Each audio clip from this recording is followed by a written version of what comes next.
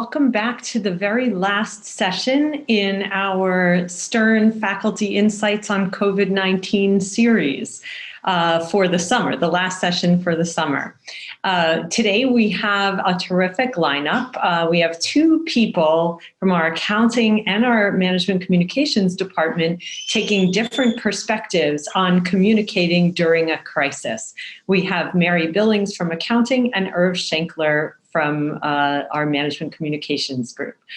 So without further ado, remember everyone that you should go ahead and register your questions in the Q&A box and stay posted for more updates in the fall for subsequent sessions. Without further ado, let me introduce my colleague, Mary Billings. Thanks, Batia. So I'm going to start out just giving a brief lecture, setting the communication during crisis from the perspective of U.S. regulators and investors. And then before I take questions, I will toss it to Irv, who's going to talk from a broader perspective. So with that said, let me see if I can successfully share my screen. In today's talk, we'll focus on investor relations and how executives shape the overall information environment of their company, particularly during a crisis. To begin, it is valuable to understand what motivates their communication. Why do executives communicate with investors and other stakeholders? The short and perhaps most obvious answer is that the disclosures executives make influence their company's stock price. Clearly, the financial statements that companies file with the SEC, including quarterly reports, 10-Qs, annual reports, 10-Ks, and current reports, 8-Ks, help investors better understand the underlying economics of the company, and as such, play a fundamental role in shaping investors' beliefs about the future profitability of the business. That said, while SEC filings provide a starting point for valuation decisions, for the vast majority of companies, communication with investors extends well beyond the required SEC filings, as CEOs and other executives voluntarily provide a wide array of supplemental disclosure to stakeholders. So, pushing a bit harder on the question of what motivates disclosure, let's talk about why executives often choose to communicate above and beyond the information required by the SEC. Overall, managers seek to improve the company's information environment with increased disclosure, and research suggests that stakeholders reward them for their efforts. In particular, academic research finds that disclosure improves liquidity, decreases the cost of capital, reduces stock price volatility, increases analyst following, and decreases the likelihood of big earnings misses that disappoint investors. More generally, disclosure, particularly warnings about impending negative news, reduces the risk of shareholder litigation. What communication channels do executives typically use? Let's first discuss the standard disclosure landscape for most public companies, along with the key regulation and other frictions at play during normal times. Next, we can talk about some of the steps that the SEC has taken to underscore their commitment to investor protection and market integrity, as well as to encourage increased transparency during the recent crisis. Then finally, we can turn our attention to how executives have adjusted their communication during the pandemic. As I'm sure you know, companies file financial statements with the SEC on a quarterly basis. When they do, they often use social media to help shape the narrative about the results. Perhaps not surprisingly, research finds that companies are more likely to disseminate positive earnings news via social media channels. Their press releases throughout the year also tend to celebrate new products and more generally steer clear of negative news. The more substantive disclosure happens when the company hosts its quarterly earnings conference call, where they take questions from analysts. In those calls or in accompanying press releases, executives will often provide earnings forecasts that guide analysts and investors' expectations about future quarters. Then, throughout the year, the CEO and other officers also might attend invite-only conferences, which are often organized by suppliers, brokerage firms, or other market participants. While there, executives make presentations describing the high-level strategy of the company, but they also take questions and engage in less formal interaction at these meetings. It is important to note that in the past, managers were able to privately guide the market, choosing to call up analysts or selectively communicate with investors to provide forecasts or to explain company strategy. But in October of 2000, the SEC enacted Regulation Fair Disclosure, often referred to as Reg FD, in an effort to address concerns about selective disclosure. Thus, in the current reporting environment, anytime a company chooses to voluntarily disclose material information to one person outside the company, they must also disclose it publicly to all investors. So, while Reg FD does not preclude invite-only investor conferences, companies are still subject to restrictions on selective disclosure. To comply with Reg FD, companies typically provide webcasts and make other concurrent 8K filings.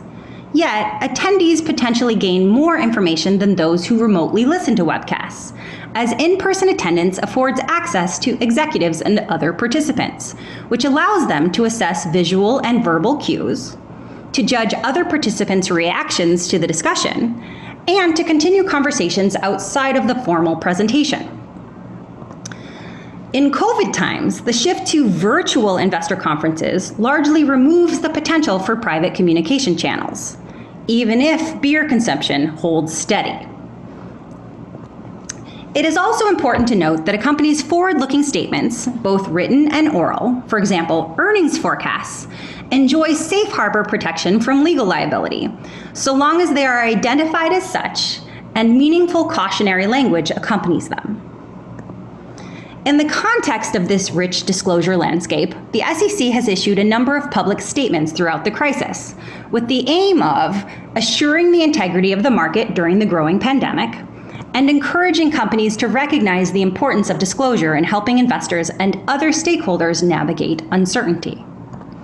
In terms of assuring market integrity, the SEC acknowledged unprecedented changes to the ways in which information is disseminated and accessed, with most market participants and executives interacting remotely in sometimes crowded households and less secure locations, noting that in these dynamic circumstances, corporate insiders regularly learn material non-public information that may hold an even greater value than under normal circumstances, and urging companies to be mindful of established procedures, insider trading prohibitions, codes of ethics, and Reg FD and selective disclosure prohibitions. At the same time, the SEC has been active in alerting investors to potential COVID-related investment scams. Toward that end, SEC staff actively monitors trading activity, and the SEC can and does suspend trading in any stock when it believes that information about a company is inaccurate or unreliable. Since the advent of the crisis, the SEC has issued more than 30 COVID-related trading suspensions, most recently focusing on misleading press releases issued by Blackhawk Growth Corp, citing concerns about accuracy and adequacy of publicly available information regarding Blackhawk's purported agreement to distribute COVID-19 antibody test kits. With respect to companies' disclosures during the pandemic, the SEC acknowledges the difficulty of providing forward-looking information. For example, in the context of current challenges, key drivers of future operational status and financial results, most notably the timeframes for current COVID-19 social distancing guidelines and other mitigation-related requirements, are not uniform and are likely to undergo material change. But the SEC also believes it is important for companies to take on that challenge, pointing out that robust forward-looking disclosures benefit investors, benefit companies, and more generally support the nation's collective fight against COVID-19. The SEC continues by acknowledging that the third point is less familiar. Investors are not the only ones who are interested in how companies will adjust their affairs as we pursue our collective fight against COVID-19. Broad and extensive coordination across workers, firms, investors, and governmental officials will be critical. As the SEC notes as an example, If the owner of an industrial laundry business becomes comfortable that the hotel industry is soon to pursue a credible plan for increasing activity, the laundry business may be less likely to furlough or may plan to rehire employees. Ultimately, noting that more broadly, when a company articulates its strategy publicly, it gives investors and the public a heightened level of confidence and understanding. This increased confidence and understanding reduces risk aversion and facilitates action. This type of positive dynamic plays out across our economy in countless ways and further demonstrates the need for and the power of a coordinated, dynamic, and forward-looking public-private strategy for fighting COVID-19. As part of its statement on the importance of disclosure, the SEC encouraged companies to lean on safe harbor protections in order to help guide stakeholders through the uncertainty. So, how did companies respond to the SEC's request for forward-looking disclosure? Did executives give more guidance? Did they embrace the legal safe harbors? Businesses like General Mills that thrived during the stay-at-home orders tended to embrace the request, while businesses that faced considerable interruption, like Uber, withdrew existing guidance and noted the impossibility of predicting the cumulative impact of the pandemic on their future financial results. Yet, both companies fully embraced providing the cautionary language necessary for legal safe harbors. And, not surprisingly, the decision to withdraw guidance clustered within particularly hard-hit industries. Overall, of the 416 companies that made earnings announcements through May 12th, the main timeframe of the nationwide and global shutdown, just 11% maintained their guidance, while 49% withdrew their guidance altogether, and a further 19% remained silent, either not offering guidance or failing to clarify guidance during the earnings call. The moral of the story? Despite the SEC's encouragement, most executives seemingly do not believe that legal safe harbors will protect them from the virus. Instead, they remain fearful of legal and other reputational harm associated with pandemic-induced erroneous forecasts. That said, while many companies are reticent to provide forward-looking disclosure during the pandemic, some are getting creative with their disclosure of non-GAAP metrics, providing COVID-adjusted EBITDA numbers to investors, with the aim of helping investors understand how COVID has disrupted their business. Uber, for example, provided an adjusted net revenue metric that added back 19 million paid to drivers personally impacted by COVID, and adjusted EBITDA by 24 million to remove those relief payments to drivers along with costs associated with supplying personal protective equipment to their drivers. At the same time, auditors are disclosing COVID-related reasons for issuing going concern opinions about their clients, with travel, food and entertainment, and sports club industries disrupted by the stay-at-home orders. That said, it is important to note companies also communicate information to stakeholders via their actions during a crisis, as they take steps to obtain or preserve cash by issuing debt, cutting dividends, or halting share buyback programs. And finally, it is also important to note that investors can and do use the trading behavior of executives to infer information. For example, investors kept an eye on Warren Buffett and Berkshire Hathaway's decisions to remove airline stocks from his portfolio. And investors used sales by Moderna executives to question the credibility of their CEO's statements about positive results for a vaccine. Overall, communicating during a crisis involves balancing investors' thirst for information that will help them predict the future with the overwhelming uncertainty that dominates nearly every aspect of running the business. Executives' fears of litigation risk and reputational harm appear to dominate the protection provided by safe harbor regulation. Understanding the frictions that exist in the current disclosure landscape and keeping an eye on executives' real behavior can potentially help stakeholders navigate pandemic-induced volatility. Thanks for listening. I look forward to hearing your thoughts and questions.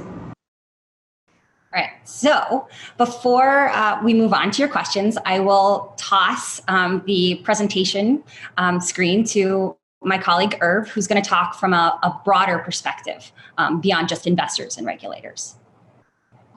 Thank you very much, Mary. And I'm going to kind of take a step beyond what Mary has covered, which is investor relations, stakeholder, shareholder concerns during our specific crisis at this point in time. And I'm going to focus on two components in our short talk here today. First, talking about a model that I've put together about crisis origins. And then secondly, how companies typically develop messages that they hope to disseminate, and what is the strategic response that works best when media is asking questions.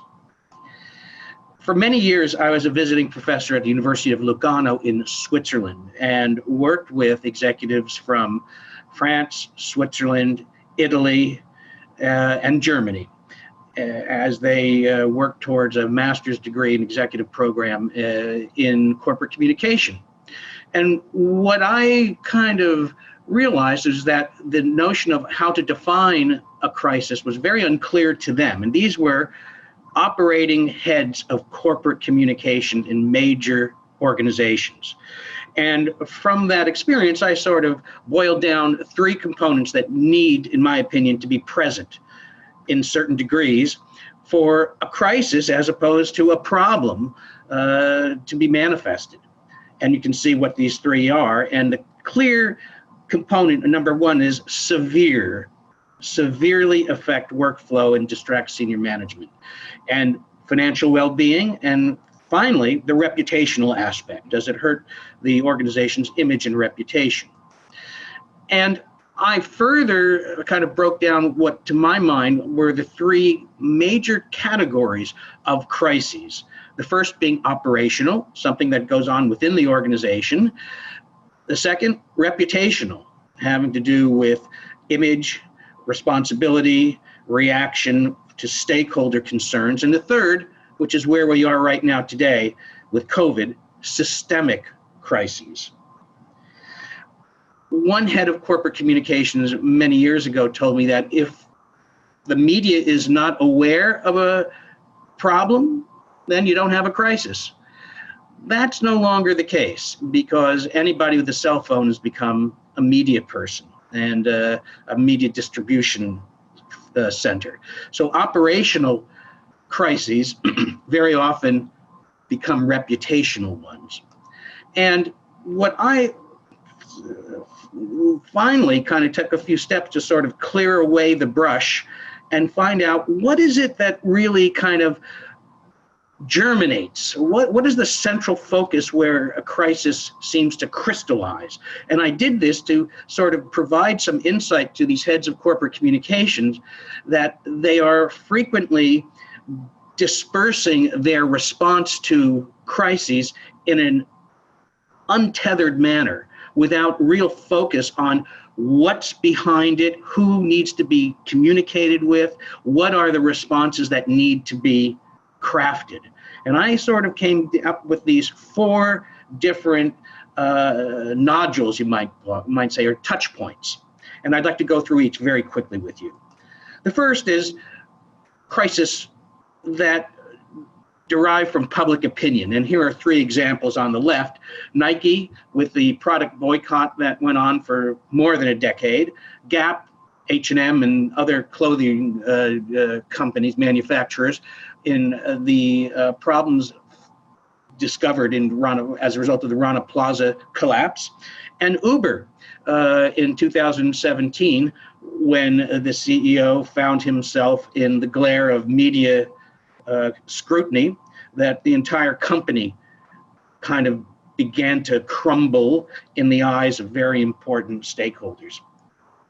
So Nike's problems went from 1990 to 2001 and still continue in certain markets. The second kind of crisis is one that derives from the financials, when the books, so to speak, are cooked. And there are three examples that I'd like to bring out here very quickly. You'll recall the Enron Anderson debacle. Many of you will recall 2001. And in 2016, plus Wells Fargo was revealed to have been playing deceptive games with consumers and customers. And 2008, the Great Recession, a systemic crisis in the financial industry with Lehman Brothers and et al. And this is a Wells Fargo image from 2016 when they literally had to shut down because of all the problems that were suddenly being revealed, primarily through media coverage. Litigation, which is something that we mentioned earlier, very frequently creates the grounds for an ongoing crisis. And here are three examples. The Ford Firestone debacle from 2001 to 2003, where each company accused the other of malfeasance. In an operational sense, something then fed into litigation, which had a severe effect on the reputations and the bottom line of both companies. General Motors, most recently in 2014, with the ignition problems, again, an operational problem that mutated to litigation that also affected public opinion. And more recently, 2016 and so, Volkswagen and its deceptive shenanigans trying to change the amount of pollution coming from its diesel engines. And the lawsuit, as I said, could be the first stage of a crisis. And in this scenario, Ford and Firestone blamed each other for accidents that were occurring in the rollover of its popular SUV vehicle. And the irony is that Ford and Firestone families were tied together years and years back, and it became a very, very stark reminder that litigation can erupt into a crisis that affects both the financial bottom line and public opinion. Both companies suffered from both. And then there's this sort of kind of more difficult to really define, but certainly obvious when one steps back and examines an event, a phenomenological event that occurs.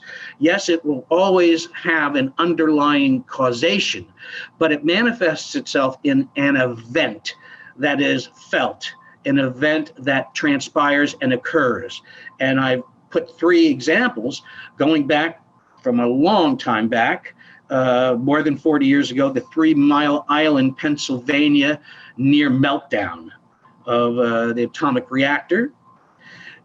Something that many people have forgotten about. In 1990, there was a major recall of Perrier water, which at the time was the favored yuppie beverage of choice. And there was a concern that benzene, a very, very powerful carcinogen, was found in the water. And the Perrier management, based in Paris, basically shrugged his shoulders and laughed it off until it could no longer be a joke. The line that the CEO used at that time in French was "Perrier, c'est fou." Perrier is crazy stuff, which was their tagline in France. And then 2010, it's now 10 years ago, British Petroleum, the BP Gulf of Mexico Deep Horizon crisis.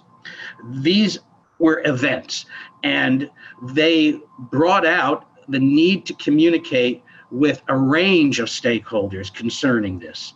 And in many respects, COVID-19 is an event-based crisis, a systemic one, as is Ebola and SARS.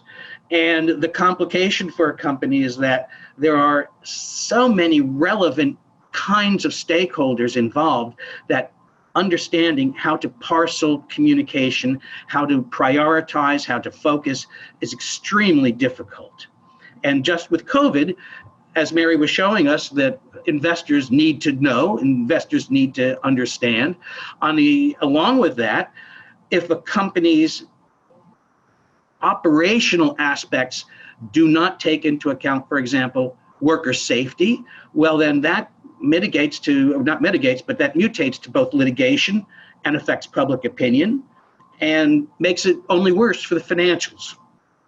And here's an early image of COVID-19's results, where a handful of new deaths were being reported, this in Korea, and we all know what has happened since. And here's a very typical kind of image of a young woman getting her temperature taken. These are systemic crises, and they're, as I said, they're extraordinarily difficult to you can't manage a crisis, but you can manage your response, let's put it that way. So my takeaway is that the greater the touch points, the more severe the crisis. And for a corporate communication perspective, focusing, understanding, well, what's the origin of this crisis and which are the relevant stakeholders that need to be prioritized should be the number one concern to kind of limit the impact of the crisis. And the more that these touch points come, bring themselves together, the greater the crisis to the industry or to the organization. And Daniel Goleman, who many of you will remember as sort of the great proponent of emotional IQ, EQ, many years back wrote an article for the New York Times that always stuck with me about elements of outrage and risk that exacerbate a crisis. The sense that people feel that it's imposed versus voluntary risk, the sense that it's unfairly shared versus equitable risk or benefits, that it's beyond a person's control, that it's human-made versus nature-related, that it's linked to a recent catastrophe or past or lesser events, and it's associated with an exotic technology. In the COVID systemic crisis that we are enduring, some of this really comes up. The idea that it's imposed, the idea that's unfairly shared, and recent research has shown that certain demographics and racial groups are burdened much more so than others, that it's beyond someone's control versus a controllable risk. The accusation that the US government has made that this sort of derived from China, and that's number 4 and number 6. And linked to recent catastrophes, the Trump administration keeps going back to the Ebola crisis of a few years back. So again, starting with the notion of where does this crisis originate, that's, I think, a key component to making your response or a corporate response more effective. And so very quickly, I'd like to go through a developing strategic response that I've put together in a much longer presentation. I'll kind of sculpt it back very quickly. From corporate management's perspective, there are two dynamics, I would argue, that come into play when media scrutiny occurs. How aggressively should we react, or how passively? And then what's the degree of choice involved? How free are we to choose versus how forced are we to react? And typically, these are the 4 different strategic responses that companies often believe are there in one way or another for them to choose. In reality, the space looks more like this. Most companies are either going to be forced to defend or, for legal reasons, forced to avoid a response. Very rarely are they free to attack, very rarely are they free to ignore, but these do occur. What's not so frequently understood immediately is the need for a different kind of strategic response, and that is being forced to solve or free to solve. Right now, systemically, no one is asking any of the major corporations that are communicating with the investors to solve the problem, except if they are in the pharmaceutical or biotech area. But in terms of a proactive versus apologetic style, that is, we are committed, the company says, to making wrongs into right. That becomes a very powerful message that is sent to stakeholders and can have a very important impact. Here are some 3 quick examples of companies that went into the problem-solving response. And very quickly, some examples of companies that did this and didn't do this. 2 years ago, Starbucks came under fire about racial profiling. Immediately, they closed down. Immediately, they went into training. Immediately, they kind of took responsibility and accountability. Some people criticized them, but it stanched the crisis. Mattel in 2007 was accused of selling toys right before the Christmas market season from China that were, I'll stop in a moment, that were contaminated. They immediately tried to solve it and kind of came through. United Airlines, 2017, you recall, they forcibly took out a customer, and initially they blamed the customer. He was the physician, as I recall, and then they had to solve the problem and change their approach. Gap, H&M, Walmart, this is the Rana Plaza disaster. If initially they ignored the problem and said, well, we're not to blame, there were middlemen involved. Then they defended their presence in Bangladesh, and then finally they had to solve something by coming up with corporate responses in a unified manner. Any of these response modes can be justified. The question is which will be most effective. News coverage tends to decline with the problem-solving approach, but when there's inadequate follow-up to this approach, it threatens the organization with renewed, harsh scrutiny. So that's my little bit overtime segment, and I will take it back to Batia and Mary, and we'll take your questions. Thank you both so much for really interesting presentations. I thought I would just pose a couple of questions that cut across the two presentations and then open it up to some of the questions that we are welcoming now in the Q&A line. So first, one of the things that both of your presentations highlighted is the fact that crises are different maybe than problems, as you highlighted, Irv. Crises are different in part because of the high level of uncertainty, that inability to predict what is the future going to hold. And this is such a challenge from a communications perspective, whether it's communicating to investors or the general public or wherever else. How can you, in this crisis format, how can you feel comfortable communicating, sort of disclosing what you know when you believe that things will change, where you don't feel like you can anticipate the future? And it seems like from Mary's presentation, very often people were withdrawing guidance and maybe not providing alternative guidance. Irv, you highlighted the ways that you could be maybe due to litigation risk forced to ignore or, sort of not taking this proactive problem-solving approach. And so I guess I just wonder, what guidance would you have or how can leaders address this challenge or conflict between wanting to communicate for all the benefits that it gives them and the feeling that they could be unintentionally lying or misrepresenting or leading people to expect something that they can't come through on because of the level of sheer uncertainty in a crisis?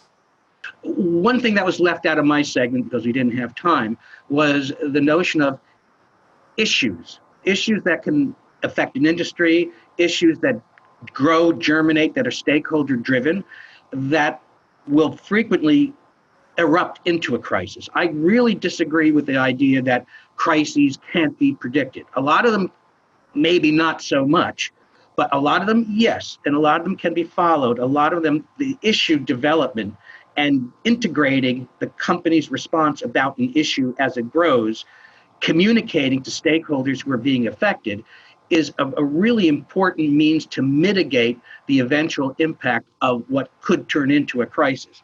And events, you would say, well, who can predict an event? Well, that's risk analysis. And almost any event has got an underlying risk-based cause. And many companies do indeed follow this idea.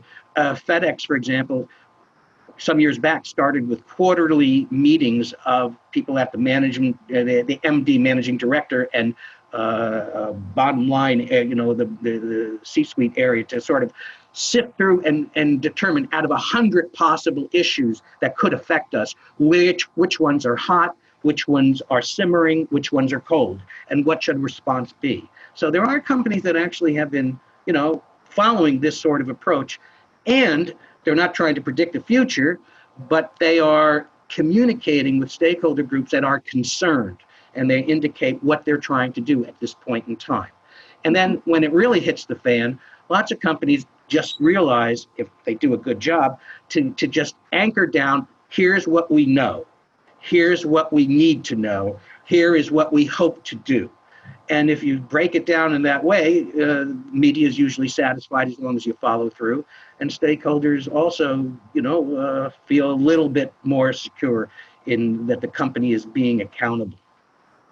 Yeah, that's interesting because it's, Irv, you suggest that maybe the risk is a little lower than it appears that Mary's presentation made it sound like companies believe it to be. Mary, I wonder if you could unmute yourself, and I wonder if you have a different do you think things are different for investors or have a different perspective or agree with? Or well, this is a tricky one because as I highlighted in the presentation, the SEC is encouraging companies to be forward-looking and to talk strategy. At the same time, they're noting that there are these safe harbors, these legal safe harbors in place that should protect managers. But in hindsight, if you look at kind of history, managers aren't necessarily comfortable with the safe harbors because a lawsuit that's filed, even if it's ultimately dismissed, it typically takes a very long time, and there's a reputational impact and a diverted time and all of that. So that's the tricky part in the sense that the SEC can't remove that friction, right? But at the same time, what's interesting, I think, for managers to keep in mind, right? And I'm not one, but I study them. And what I think is interesting to keep in mind is disclosures about earnings, for instance, or the guidance about, hey, what we're looking at in terms of next quarter or the end of the year. Normally, there are some fierce critics of providing earnings guidance and arguing that encourages managerial myopia, and we don't want them into the weeds and focused on meeting this quarter's numbers or next quarter's numbers. We want them thinking more broadly and more strategically. So this is an interesting combination in the sense that we're now saying, hey, part of the strategy is surviving the short term, figuring out how we're going to get to the new normal or the other side. So this is one situation where we have a thirst for guidance, and it's not because we're trying to feed this short-term myopia. We're trying to give investors and other stakeholders confidence that we're going to make it through the short term to be able to continue pursuing the long term. So that was a long answer to say it's difficult to remove that friction. The only other thing I would keep in mind is, and again, I'm focusing largely from a regulator and an investor perspective, is when you think of earnings guidance, which is only one part of the guidance they're giving. So even if they couldn't say EPS next quarter or this year is going to be $1.12 or something like that, they can be more qualitative and kind of flesh out kind of some guardrails as to what they're expecting. But that involves some risk in terms of ex post having people armchair quarterback and say, you weren't right. But the other thing to keep in mind is that earnings guidance, I don't view it as, it's not private information in the sense that ultimately earnings are revealed. Firms announce earnings quarterly. And yes, coronavirus did move some of the first quarter earnings announcements to happen a little later, but overall, it's not something that companies can keep private forever, right? So I view earnings guidance, if we're talking very specifically about what the SEC was requesting, is something where you're just speeding up the frequency and the timing of a disclosure that ultimately does get revealed. So if managers can maybe think about that tension of, hey, ultimately the jig will be up, right? And the information will be out there. So would you rather them infer information from insiders' trades or from the other market behavior that you take that's nonverbal, or would you rather kind of, I'll call it, shape the narrative? That's the question. So that's the tricky part. That's really helpful. And it sounds like you are differentiating the narrative from the numbers in our colleagues, in Ashwat's model. And it sounds like both of you are agreeing that the narrative is something to take hold of, even if the numbers are sort of trickier. Can I add just a quick touch? Early on, when FD was put together, the SEC recognized that the function of media and business media needs to be taken into account. And they created what was called a carve-out for communicating with business media, which allows a company, if they do a good job, to frame their narrative using, at that time, primarily mainstream media. I'm not sure what the SEC is, how the SEC considers social media. I haven't kept up with that. Maybe Mary knows something about that aspect.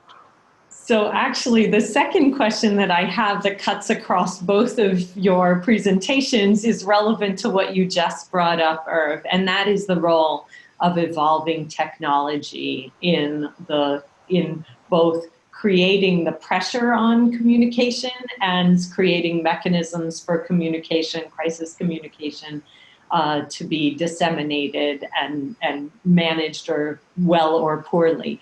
So Mary, in your talk, you were highlighting that there are differences now in how things are communicating, like leaders are communicating, in particular, kind of the elimination of these in-person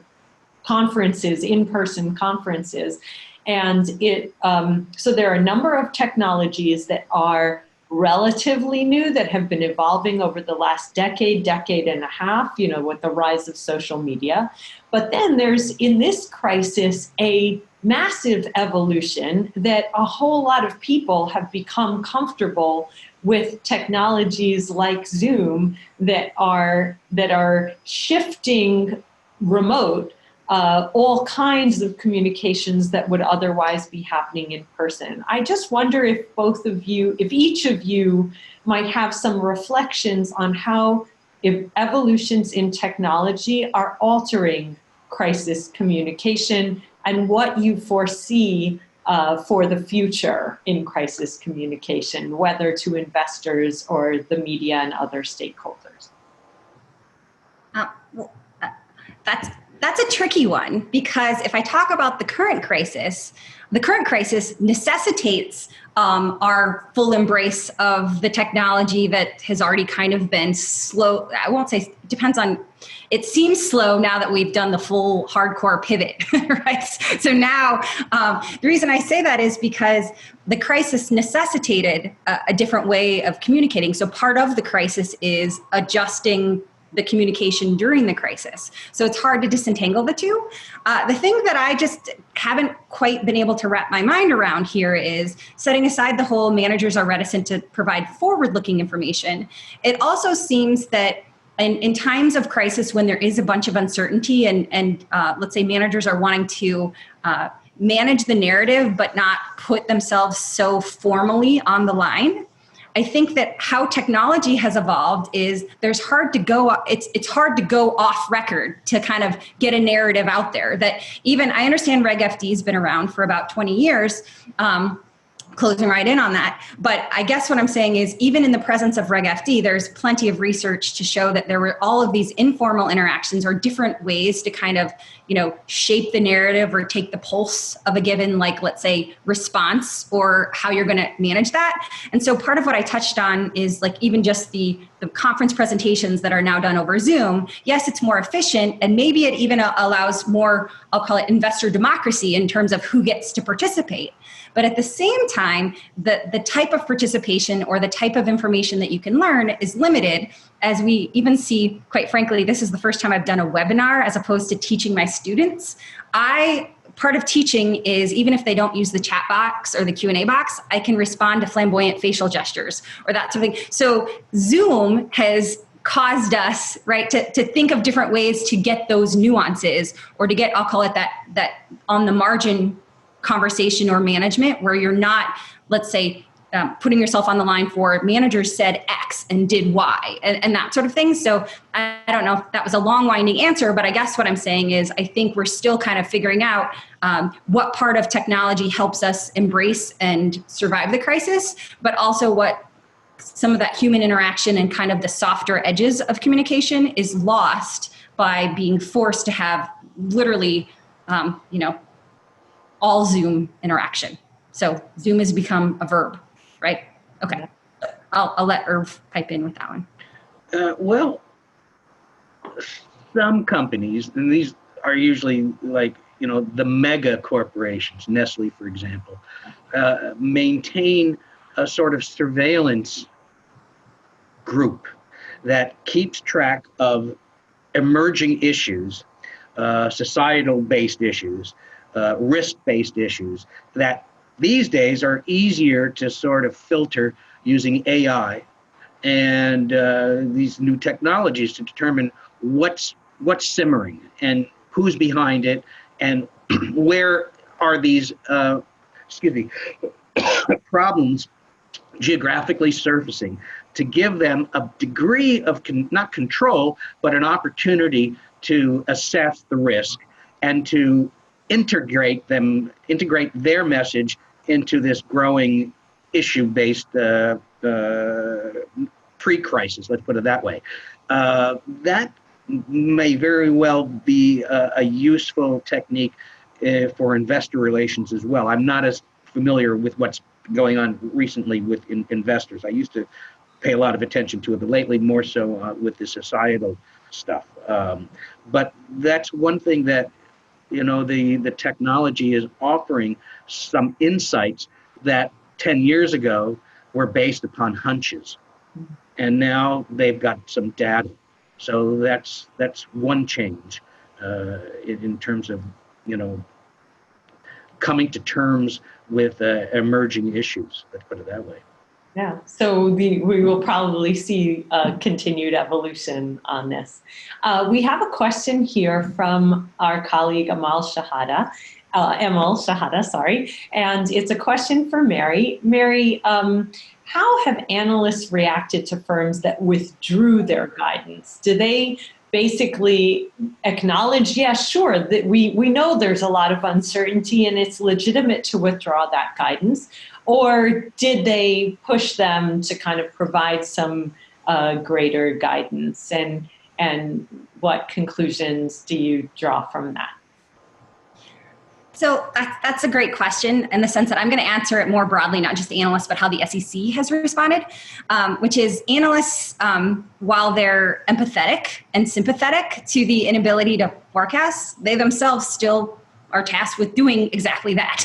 So they, so I guess what I'm saying is if what managers are describing is impossible, analysts are saying, but we're still asked to do so, right? So said differently, if you look at some of the conference calls and kind of the Q&A and the discussion more recently, it is kind of pushing managers on the fact that, hey, can we do some scenario talk rather than, some specific outcomes and that sort of thing, but can we just talk about some if this and that, and obviously executives are very reticent to talk about hypotheticals, but that's kind of how analysts are pushing back.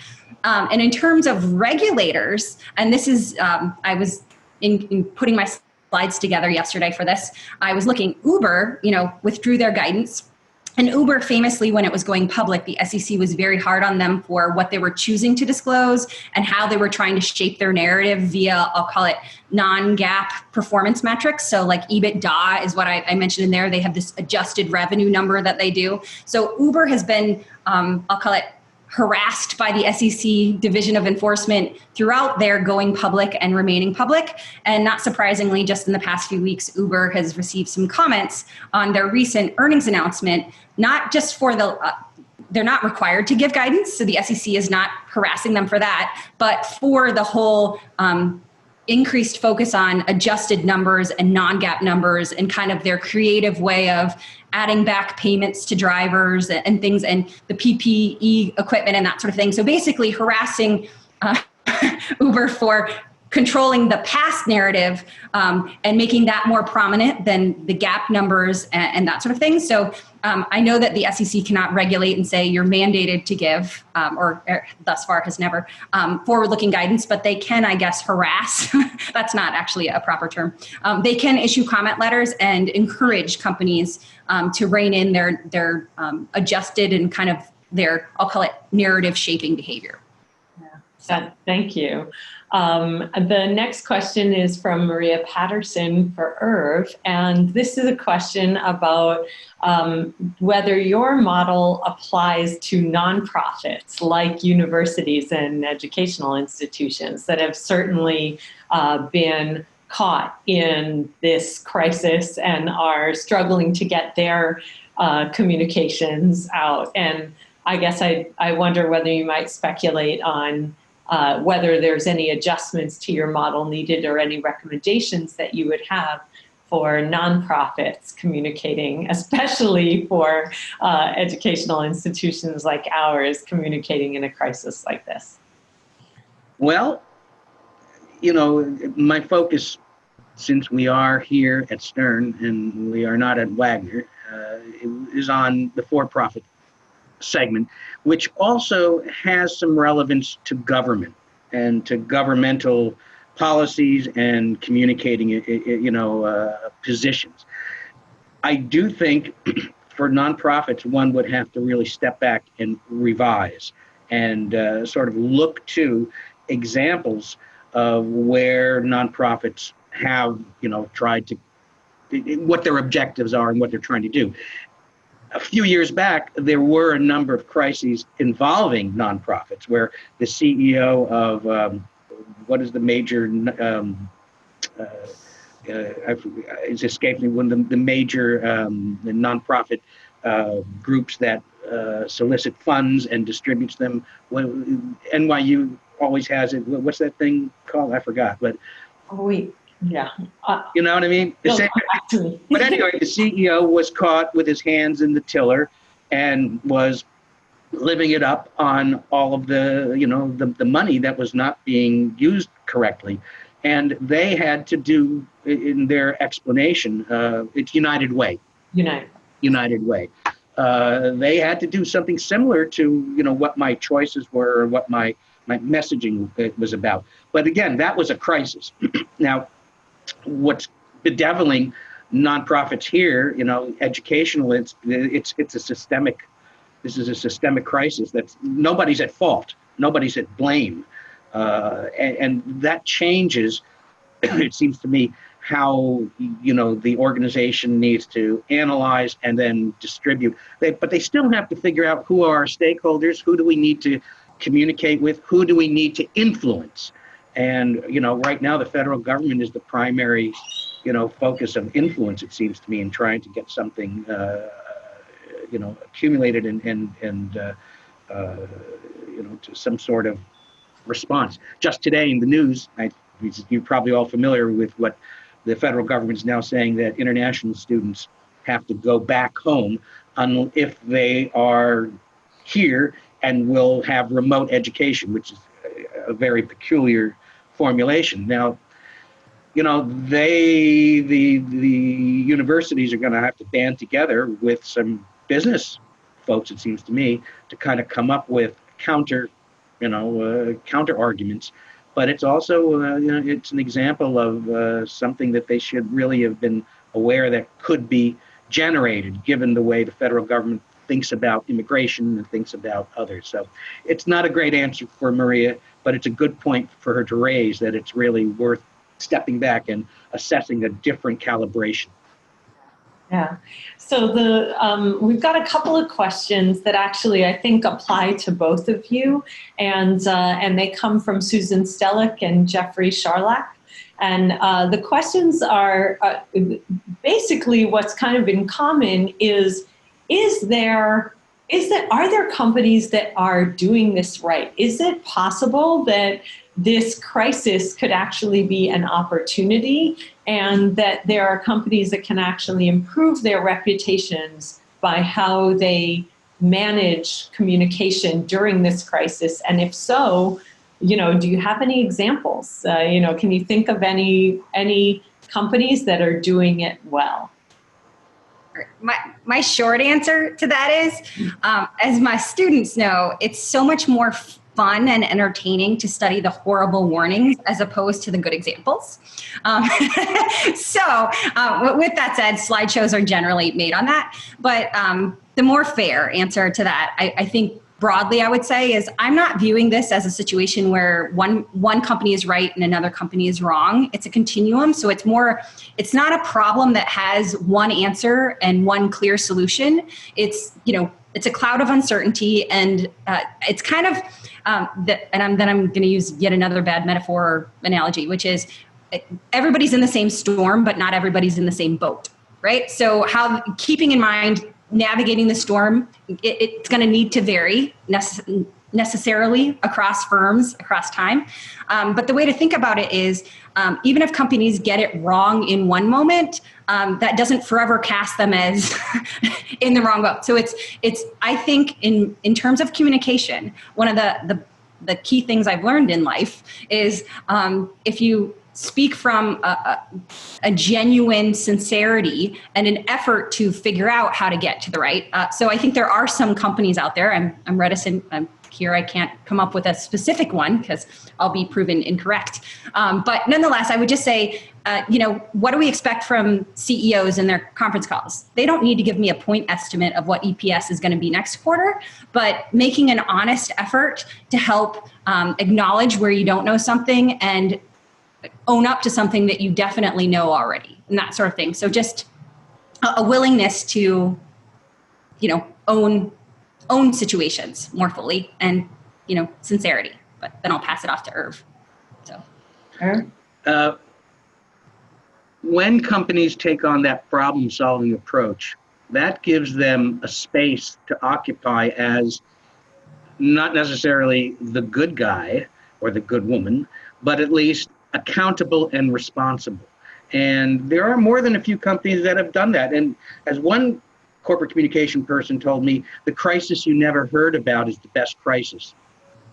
And there are companies that, fix the issue and don't get that much media coverage. It's the media coverage that frequently, creates the difficulty for a lot of companies. And those that head it off very frequently, can handle it. Also, as Mary was alluding to, the role of the CEO taking, the spotlight to redirect. That happened in 2014 with the CEO of General Motors, who had just been appointed, who took accountability and responsibility for this operational problem that had mutated into a full-blown crisis, the ignition issue. She's an example of people doing that. Nestle and Groupe Danone have had some problems with withdrawal of products because of health issues, something like that. But you don't hear too much about it because they're so good at stepping ahead and sort of solving the issue and getting to it immediately and making themselves accountable. I do have a list of companies that have been more successful than not, and I'm just going to say they're in my computer, not in my head right now. So I apologize for that. But it's the companies that do take this problem-solving approach that have a better chance of not being remembered for malfeasance. Exxon's never going to get away from what happened with the escape of oil in Prince Edward Sound. And it's that kind of thing. They became a meme, and they're never going to get away from that. And we might only know about the outcomes in the long run. So Marriott's CEO was very proactive in kind of acknowledging how bad the problem was and came across very authentically, but the stock still got killed, like all in his sector. And so we'll have to just see whether there is a feeling of trust, maybe on the part of the employees or on the part of investors, that will pay off in the long run, that isn't immediately apparent or certainly can't help them weather through the immediate crisis. Yeah. Starbucks is an example of a company that, like I said, the first thing I showed, confronted with the accusations of, racial imbalance, that they did something. They were criticized for saying, well, that's just knee-jerk reaction. Guess what? Nobody's hassling Starbucks today about it. And I think that's an example of a company that took the proactive approach. Thank you both so much. We've gone over time a little bit. I want to thank the audience who stuck with us despite going over time. This has been a really insightful session with a whole lot of new questions. Sorry we can't get to everything in the list, but I just want to thank you both, and hopefully we'll all be together again soon. So hang in there and enjoy your summer, folks. Thank you all. Thanks very much.